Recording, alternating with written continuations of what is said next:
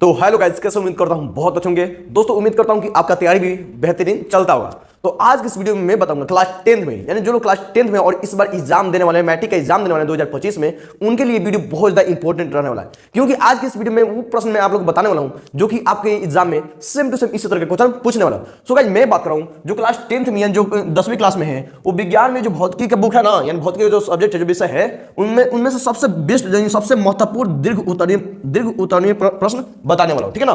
तो आप लोग को मैं मात्र 10 प्रश्न बताऊंगा और 10 प्रश्न में से कोई ना कोई प्रश्न सेम टू सेम आएगा तो आएगा, यानी कि इन्हीं क्वेश्चन में से मतलब 5 नंबर या आता है, दीर्घ उत्तरीय प्रश्न आते हैं। ठीक है ना। तो आप लोग इस वीडियो पूरे लास्ट तक देखिएगा। ये कुछ देर का वीडियो है और आप कुछ देर में आप लोगों को कुछ ज्यादा नॉलेज मिलेगा। देखिए दोस्तों, एक टॉपर और चाहे देखिए, ये एक चीज बहुत कॉमन होता है, एक टॉपर में चाहे कोई भी इंसान, जो लोग तेज होते हैं पढ़ने में ना, उनमें एक चीज बहुत ज्यादा कॉमन होता है। उनमें ये कॉमन होता है ना, तो उनकी वो जो देखते हैं कि जो मेन टॉपिक है, मेन क्वेश्चन है, उससे ज्यादा टाइम देते हैं, यानी ज्यादा उसे कोशिश को प्रैक्टिस करते हैं, ताकि मेरा गलती से भी ये प्रश्न ना छूटे। उनको पता है कि इन्हीं क्वेश्चन में से कोई ना कोई आएगा। ठीक है ना। तो अपने भी अंदर वही हुनर लाइए कि आप देखिए, मतलब पढ़ना सब कुछ है, आपके बुक से सब कुछ पढ़ना है, लेकिन अपने दिमाग में एक चीज बैठा लीजिएगा कि जो प्रश्न मतलब कि खास करके पूछा जाता है ना, उस पर आपको खास करके ध्यान आपका होना चाहिए, ताकि आपको मतलब गलती से भी वो प्रश्न ना छोड़े। कोई और छोड़े कोई बात नहीं, लेकिन जो चीज कंफर्म है कि इन्हीं क्वेश्चन में से कोई ना कोई आएगा, तो उसे आप गलती से भी मत छोड़िएगा। ठीक है ना। तो चलिए देखते हैं कि आखिर वो 10 प्रश्न कौन से जो कि आपके एग्जाम में से इनमें से कोई ना कोई आने वाला है। सो गाइस मैं बात करूं क्लास 10 में जो विज्ञान में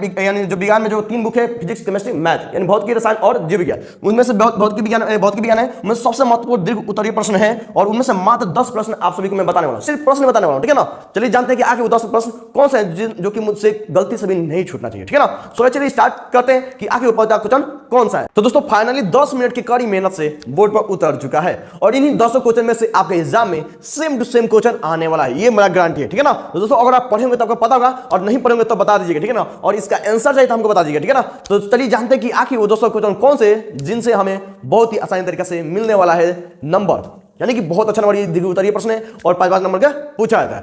चलिए जानते हैं कि आखिर कौन कौन से प्रश्न है। ठीक है। देखिए दोस्तों, पहला प्रश्न ये है कि अवतल दर्पण में r बराबर 2f सिद्ध करें, यानी त्रिज्या वाला आपको सिद्ध करना है। यानी कि अगर आप पढ़े होंगे तो पता होगा, और अगर नहीं पढ़े होंगे तो आप कमेंट में यस लिख दीजिएगा कि हमको नोट्स चाहिए इसका। ठीक है ना। इसका आंसर चाहिए, सिद्ध चाहिए। ठीक है ना। तो आपको मिल जाएगा। ठीक है ना। तो अगर नहीं पढ़ेंगे तब, ठीक है ना, तो आपको पहला क्वेश्चन ये मिलता है कि अवतल दर्पण में r बराबर 2f सिद्ध करें, जो कि 2015 में पूछ चुका है। ठीक है ना। तो आपको यह आना चाहिए, यानी कि 8 से 9 क्वेश्चन है, इसको आपको आना चाहिए, किसी तरह से आना चाहिए। ठीक है ना। छोड़ना बिल्कुल भी नहीं है। दूसरा क्वेश्चन ये बोल रहा है कि एक अवतल दर्पण में सिद्ध करें कि 1/v प्लस 1/u बराबर 1/f, यानी अवतल दर्पण है, इसे आपको सिद्ध करना है, और बहुत ही आसान तरीका से है, और इसे बहुत अच्छा से आप सिद्ध भी कर सकते हैं। ठीक है ना। तो आप इसे अच्छा से पढ़ लीजिएगा। देखिए दोस्तों, ये जो भी क्वेश्चन है इसे बार बार प्रैक्टिस कीजिएगा, बार बार इसे याद करिएगा, बार बार इसे लिखने की कोशिश कीजिएगा। ठीक है ना। इससे ये क्वेश्चन आप सभी से छूटना नहीं चाहिए। तीसरा क्वेश्चन ये है कि किसी उत्तल लेंस में सिद्ध करें, यहां पर में होना चाहिए। ठीक है ना। किसी उत्तल लेंस में सिद्ध करें कि 1/v माइनस 1/u बराबर 1/f। जिस तरह से आप अवतल दर्पण में करें, उस तरह से एक मतलब कि उत्तल लेंस में भी होता है, आपको इसको भी सिद्ध करना है। ठीक है। इसमें लेंस दिया, इसमें दर्पण दिया, तो इसमें दर्पण अलग होता है और लेंस वाला अलग होता है, ये आपको आना चाहिए ना।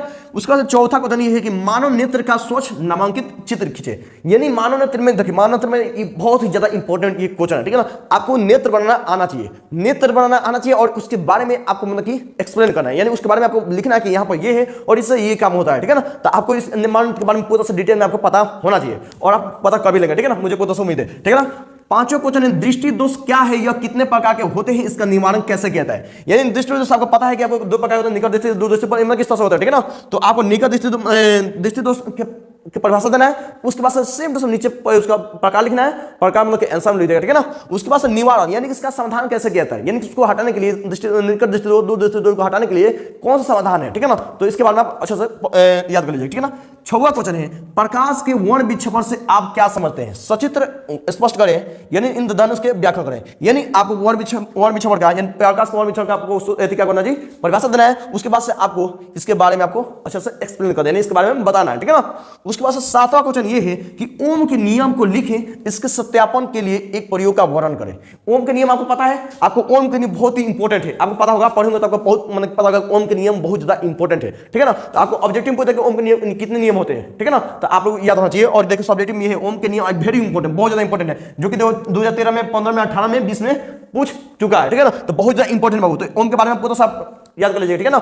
आपको देखो मैं एक चीज बताता हूं, आप सभी के पास एक मॉडल सेट वाला बुक होना चाहिए, ठीक है ना। मॉडल सेट में वही क्वेश्चन था जो वीवीआई क्वेश्चन होता है, ठीक है ना। तो आपके पास ये होना चाहिए, ठीक। उसके बाद से देखो 8वां क्वेश्चन है, विद्युत मोटर क्या है, इसके सिद्धांत और क्रिया विधि का सचित्र वर्णन करें। यानी कि आपको विद्युत मोटर के परिभाषा देना है और इसको इसका ठीक है इसका चित्र बनाकर एक्सप्लेन कर देना, ठीक है ना। उसके बाद लास्ट क्वेश्चन है जो कि डायनेमो से है। डायनेमो यानी जिसे हम बोलते हैं विद्युत जनित्र, इसका नाम है, यानी कि डायनेमो का दूसरा नाम विद्युत जनित्र है। इसका परिभाषा देना है, उसके बाद इसके क्रिया सिद्धांत और कार्य विधि का सचित्र वर्णन, यानी कि डायनेमो का आपको परिभाषा देना है और इसके बारे में और इसका चित्र बता देना है और इसके बारे में एक्सप्लेन कर देना है, यानी इसके बारे में मतलब कि आपको व्याख्या कर देना, ठीक है ना। इसके बारे में आपको मतलब बता देना, ठीक है ना। तो आप सभी के देखिए, आप सब मतलब क्या होता है, स्क्रीनशॉट ले सकते हैं, आप ले सकते हैं अच्छे से, ठीक है ना। और इसे अच्छे तरीके से स्क्रीनशॉट ले लीजिएगा और अच्छे तरीके से अपने दिमाग में सेट कर लीजिएगा कि इन्हीं 9 को ना, हाँ 10 क्वेश्चन आप लोग बताने वाला था, 9 क्वेश्चन है, ठीक है ना। तो इन्हीं 9 प्रश्न से आपको सेम टू सेम आपका एग्जाम में पूछने वाला है। तो आप लोग से मतलब आप लोग मुझसे चैलेंज दीजिए कि ये क्वेश्चन नहीं छूना, ठीक है ना। ये क्वेश्चन बिल्कुल भी गलती से भी नहीं छूना चाहिए, नहीं तो आपका 5 नंबर इसी तरह गया, ठीक है ना। तो आपको गलती से भी नहीं छोड़ना है इस क्वेश्चन को, इसको बहुत अच्छे तरीके से कर देना। अगर आप नहीं पढ़ेंगे ना, अगर आपके पास इसका आंसर नहीं होगा तो आप मेरे पास मतलब कि कमेंट कर दीजिए कि हाँ मुझे नोट चाहिए, ठीक है ना। तो दोस्तों अगर वीडियो अच्छा हुआ तो चैनल को सब्सक्राइब और वीडियो को लाइक जरूर करिएगा, ठीक है ना दोस्तों। जब तक आपका एग्जाम आ नहीं जाता मतलब कि हो नहीं जाता है, तब तक आपके मतलब आपके लिए कुछ ना कुछ इंपॉर्टेंट चीज ले आते रहूंगा। लेकिन मैं आप सबसे उम्मीद करता हूं कि आप लोगों का तैयारी बहुत अच्छा चलता होगा और मुझे उम्मीद है कि आपका नंबर बेस्ट से बेस्ट है, ठीक है ना। तो चलिए दोस्तों मिलते हैं नेक्स्ट वीडियो में बहुत ही इंपॉर्टेंट वीडियो के साथ। जिस तरीके से मैं आप लोगों को फिजिक्स में बताया हूं उसी तरह से आपको केमिस्ट्री, बायोलॉजी और सोशल में जो भी सामाजिक विज्ञान, हिस्ट्री, ज्योग्राफी है ना, सभी चीज से मैं कुछ ना कुछ लेकर आऊंगा जो कि आपके एग्जाम में सेम टू सेम क्वेश्चन इस तरीके से लड़े, ठीक है दोस्तों। तो आप लोग अच्छा नहीं हो तो चैनल सब्सक्राइब और वीडियो को लाइक जरूर करिएगा। तो दोस्तों मिलते हैं नेक्स्ट वीडियो में, तब तक के लिए जय हिंद, वंदे मातरम।